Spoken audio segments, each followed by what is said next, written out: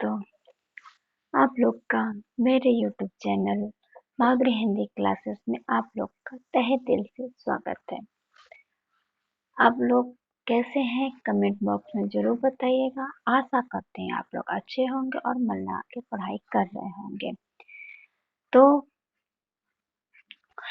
आज हम लोग क्या पढ़ेंगे, क्रिया पढ़ेंगे और क्रिया में आगे का पार्ट्स है जो एक क्रियाओं में हम लोग कर्म के आधार पर क्रिया से कर्मक अकर्मक क्रियाओं को पढ़ चुके हैं और उसके आगे प्रयोग के आधार पर क्रिया कितने हैं, कौन कौन से हैं, ये हम पढ़ेंगे।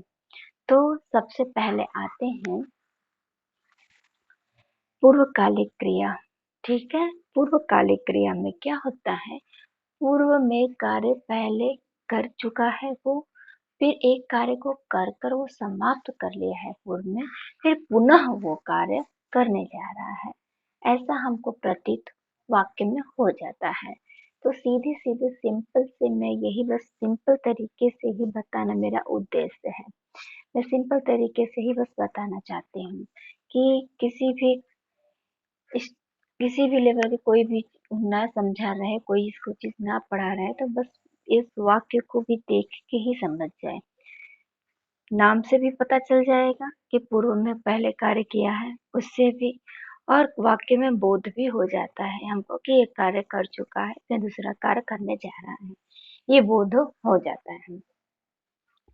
तो इसकी परिभाषा यही है कि कर्ता एक कार्य कर को समाप्त कर लिया है, फिर दूसरा कार्य करना आरंभ कर दिया है, वो उसमें क्या होता है, पूर्वकालिक क्रिया।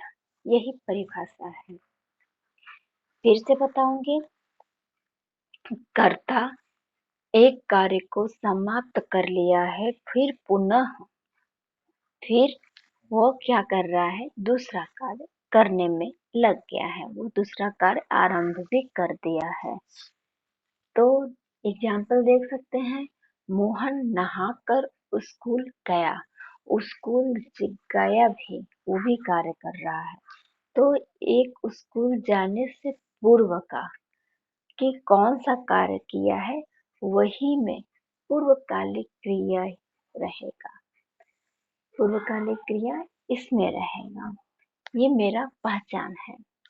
दूसरा ट्रिक ये है कि मोहन नहाकर, एक जब क्रिया में कर शब्द लगा रहे तो हम उसको पूर्वकालिक क्रिया मान जाएंगे कि इसमें पूर्वकालिक क्रिया है। क्रिया में कर लगाकर हम उस क्रिया को देखेंगे कि ये कर लगा है जिसमें, उसमें पूर्वकालिक क्रिया ही रहता है। ठीक, अगर हमको पहचान कर दिन आ गया तो जिसमें कर लगा है, कर लगा के फिर दूसरा भी कार्य कर रहा है, ये भी देखेंगे तो क्या है उसमें पूर्वकालिक क्रिया। ये एकदम सिंपल है।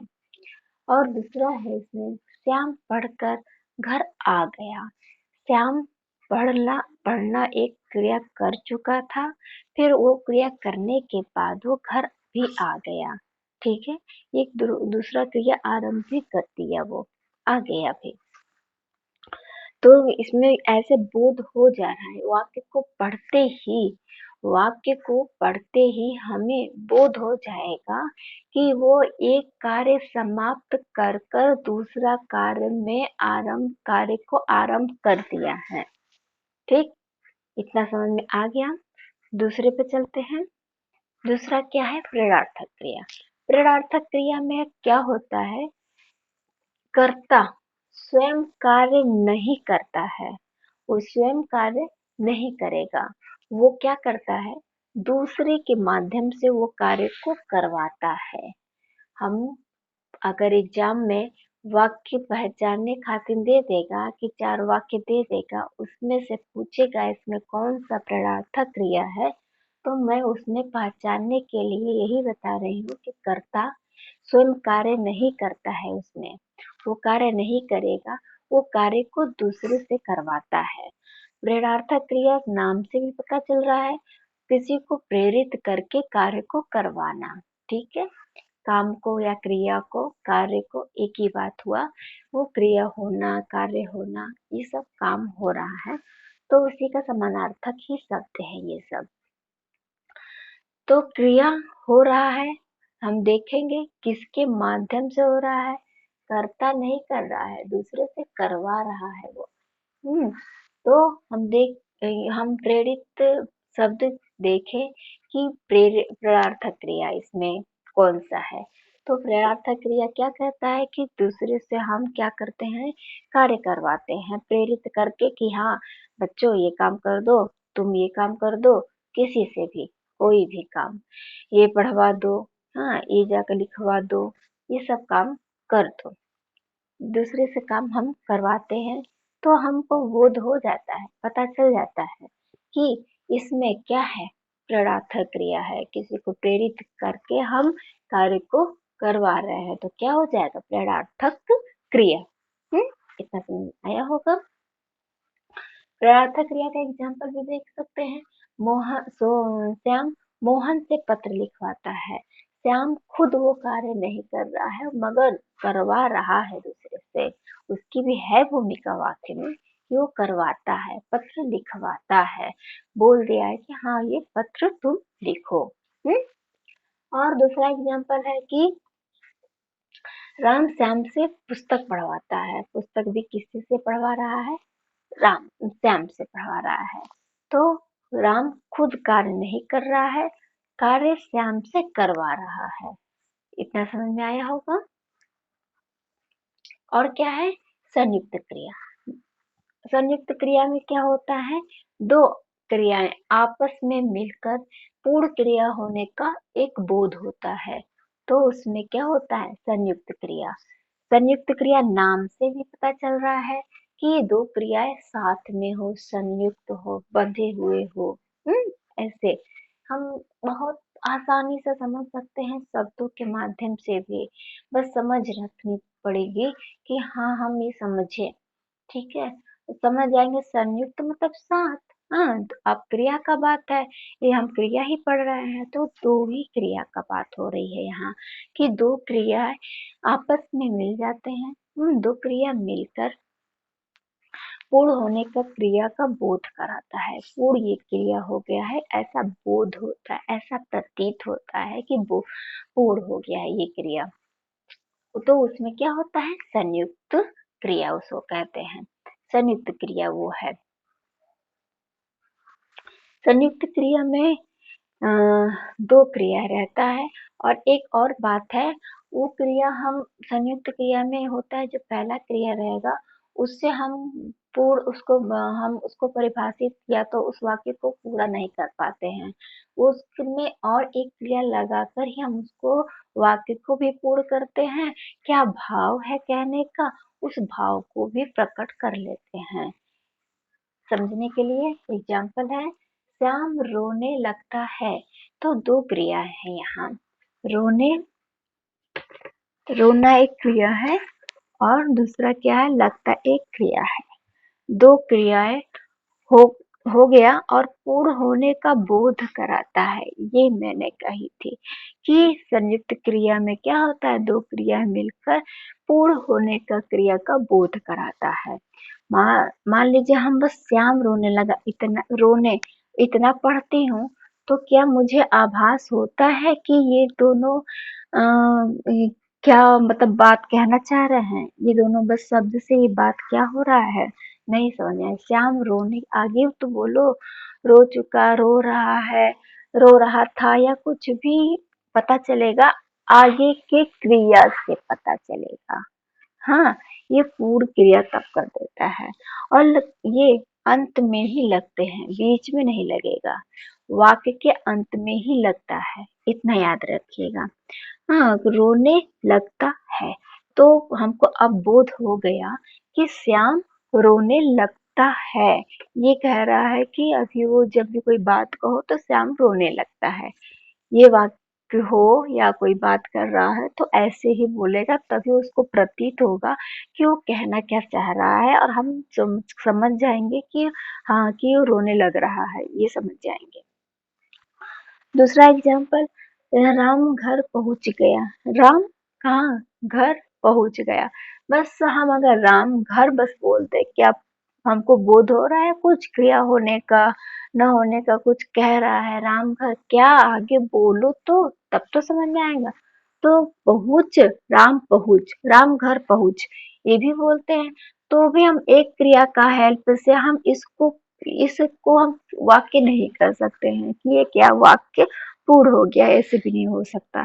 ये संयुक्त क्रिया साथ में होंगे तभी जाके वो वाक्य पूरा भी होगा, और वो पहुंचने का ये इसको भी पूरा कर रहा है, इस क्रिया को पूरा कर रहा है। पहुंच गया, कंप्लीट हो गया। और इतना समझ में आया होगा। आगे चलते हैं नाम धातु क्रिया में। नाम धातु क्रिया में क्या करते हैं?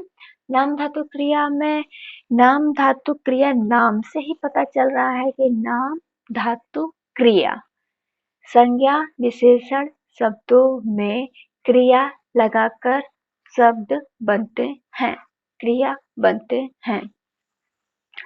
संज्ञा या सर्वनाम क्या होते हैं? संज्ञा क्या होते हैं? नाम होते हैं। सर्वनाम में भी लगते हैं, ठीक है। सर्वनाम में जैसे अपना तो अपनाना, हाँ, ये सब क्या होता है? सर्वनाम होता है, उसमें भी लगता है। ज्यादातर हम संज्ञा और विशेषण में ही देखने को हम लोग को मिलता है। तो संज्ञा और विशेषण शब्दों में तो क्रिया लगाकर, संज्ञा सब विशेषण शब्दों में क्रिया लगाकर नाम धातु क्रिया बनाते हैं। नाम धातु हम क्रिया बनाते हैं। तो हम यहाँ एग्जाम्पल देख लीजिए। राम बहुत शर्माता है। शर्म क्या है? भाववाचक संज्ञा है। शर्माना क्या होता है? भाववाचक संज्ञा होता है। तो क्या हो रहा है यहाँ? शर्मा रहा है, तो यहाँ शर्म से क्या हुआ है? शर्माता बना है मेरा। क्या है? भाववाचक संज्ञा ली हूँ, तब जाके उसमें आता लगाकर, हम क्रिया लगाकर नाम धातु क्रिया बनाई हूँ। सीता बहुत बतियाती है। बात संज्ञा है, ठीक है। बात क्या है? संज्ञा है। तो संज्ञा में हम आती लगा दिए तो क्या हो गया? बतियाती है। और भी है एग्जाम्पल, जैसे हम झूठ, झूठ शब्द में क्या, इससे इससे भी हम बनाते हैं, क्या बनता है? झूठ लाना, झूठ लाता या झूठ लाना, ये भी कह सकते हैं। वाक्य में प्रयोग करते हैं तो राम उसकी बात को झूठला देता है, मतलब कि उस साबित कर देता है कि ये झूठ बोल रहा है।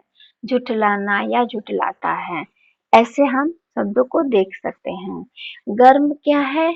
गरम क्या है मेरा? क्या है? गरम। गरम विशेषण है, तो क्या हम कह सकते हैं? वो बहुत बात बात में गर्मा जाता है। तो ऐसे शब्दों का हम यूज करते हैं तो वो नाम धातु ही क्रिया रहते हैं। नाम धातु क्रिया एकदम बहुत ही सिंपल है।